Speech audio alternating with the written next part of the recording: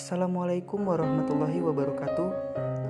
Kami dari kelompok 10 profesi kependidikan yang beranggotaan 1. Walidin Muhammad Yahya, NPM 20204064050077. Yang kedua Muhammad Faizul Muzaki, NPM 20204064050098. Yang ketiga Deva Kurnia Irawati, NPM 20204064050066. Dan yang keempat Amelia Dewi, NPM 20204064050011. Di sini saya akan menjelaskan yang pertama, yaitu tentang A. Pengertian lembaga pendidikan. Lingkungan pendidikan dapat diartikan sebagai faktor-faktor yang berpengaruh terhadap praktek pendidikan baik positif ataupun negatif.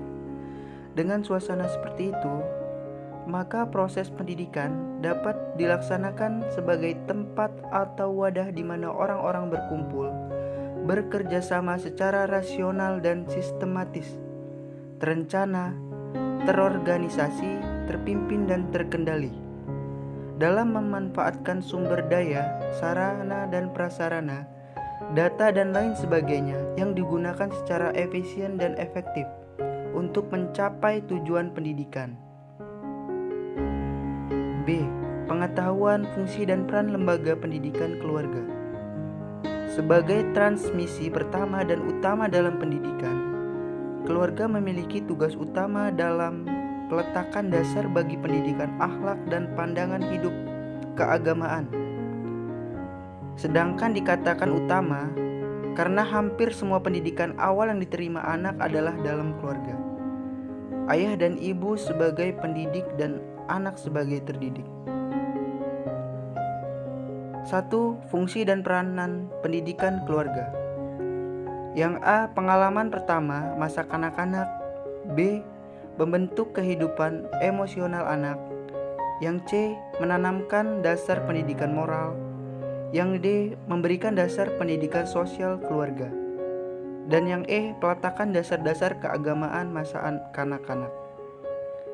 Yang kedua, tanggung jawab keluarga. A. Adanya motivasi atau dorongan cinta kasih yang menjiwai hubungan orang tua dan anak.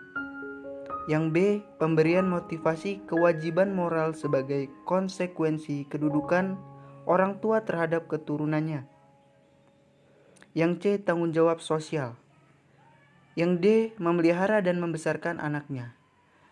Dan yang E. Memberikan pendidikan dengan berbagai ilmu pengetahuan dan keterampilan. C. Mengetahui fungsi dan peran lembaga pendidikan sekolah. Lembaga pendidikan formal, yaitu guru.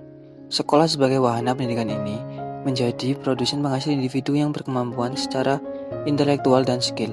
Karenanya, sekolah perlu dirancang dan dikelola dengan baik.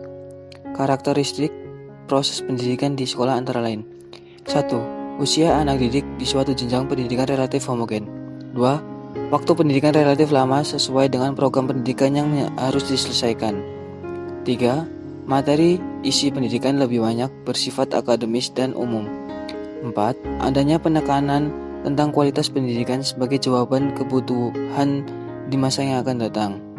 1. Fungsi lembaga sekolah. A. Mengembangkan kecerdasan pikiran dan memberikan pengetahuan anak didik. B. Spesialisasi dalam bidang pendidikan dan pengajaran. C. Efisiensi. D. Sosialisasi. F. Transisi dari rumah ke masyarakat. 2. Peran lembaga sekolah. A. Tempat anak didik belajar bergaul. B. Tempat anak didik belajar mentaati peraturan sekolah. C. Mempersiapkan anak didik untuk menjadi anggota masyarakat yang berguna bagi agama dan bangsa. 3. Tanggung jawab sekolah. A. Tanggung jawab formal. B. Tanggung jawab keilmuan. C. Tanggung jawab fungsional. D. Bagaimana lembaga pendidikan yang terjadi di masyarakat. Pendidikan dalam masyarakat memiliki ciri-ciri sebagai berikut. 1. Diselenggarakan dengan sengaja di luar sekolah. 2. Peserta umumnya mereka yang tidak bersekolah atau drop out. 3. Tidak mengenal jenjang dan program pendidikan untuk jangka waktu pendek. 4. Peserta tidak perlu homogen. 5. Ada waktu belajar dan metode formal, serta evaluasi yang sistematis. 6. Isi pendidikan bersifat praktis dan khusus.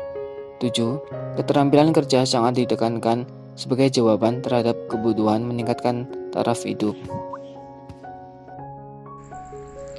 Mengetahui macam-macam lembaga pendidikan secara garis besar. Ada 3 macam lembaga pendidikan. 1. Pendidikan formal atau lembaga pendidikan sekolah. Adapun ciri-ciri pendidikan formal adalah pendidikan berlangsung dalam ruang kelas yang sengaja dibuat oleh lembaga pendidikan formal. B. Guru adalah orang yang ditetapkan secara resmi oleh lembaga. C. Memiliki administrasi dan manajemen yang jelas, sedangkan lembaga-lembaga penyelenggara pendidikan formal antara lain Taman Kanak-kanak atau TK, B. Raudatul Atfal atau RA, C. Sekolah dasar atau SD. 2. Lembaga non-formal atau lembaga pendidikan di masyarakat. Lembaga pendidikan non-formal adalah lembaga pendidikan yang disediakan bagi warga negara yang tidak sempat mengikuti atau menyelesaikan pendidikan pada jenjang tertentu. Dalam pendidikan formal, faktor pendorong perkembangan pendidikan non-formal cukup banyak. Di antaranya ialah semakin banyaknya jumlah angkatan muda yang tidak dapat melanjutkan sekolah. B. Lapangan pekerjaan, khususnya sektor swasta, mengalami perkembangan cukup pesat dan lebih dibandingkan perkembangan sektor pemerintah. 3. Pendidikan informal atau lembaga pendidikan keluarga. Lembaga pendidikan informal adalah pendidikan yang ruang lingkupnya lebih terarah pada keluarga dan masyarakat. Ciri-ciri pendidikan informal adalah pendidikan yang berlangsung terus-menerus tanpa mengenal tempat dan waktu. B. Yang berperan sebagai guru adalah orang tua. C. Tidak adanya manajemen yang baku. F. Mengetahui perbedaan lembaga pendidikan formal, non-formal, dan informal. Berikut secara tabu perbedaan pendidikan formal, non-formal, dan informal. 1. Formal. Desain kurikulum tertuang dalam konsep dan terstruktur dengan baik secara horizontal maupun vertikal. Peserta didik yang menerima muatan kurikulum sifatnya homogeni. Sistem manajemen kurikulum senantiasa dirancang sedemikian rupa bersama sistem lain dalam sistem pendidikan dan pembelajaran yang diarahkan untuk tujuan jangka panjang. 2. Non-formal. Desain kurikulum sering tertuang dalam konsep dan terstruktur hanya secara horizontal namun tidak secara vertikal. Peserta didik yang menerima muatan kurikulum sifatnya heterogen.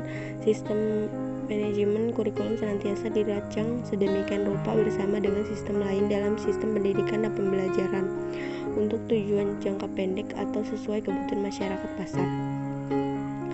3. Informal. Desain kurikulum tidak tertuang secara konseptual, dengan demikian tidak ada struktur horizontal dan vertikal. Peserta didik yang menerima muatan kurikulum sifatnya heterogen. Sistem manajemen kurikulum tidak dirancang dengan sedemikian sistem lainnya dan masing-masing berjalan sendiri-sendiri. Dalam struktur vertikal, kurikulum adalah akselerasi kelas dan program belajar, hanya ada akselerasi program, tidak ada akselerasi.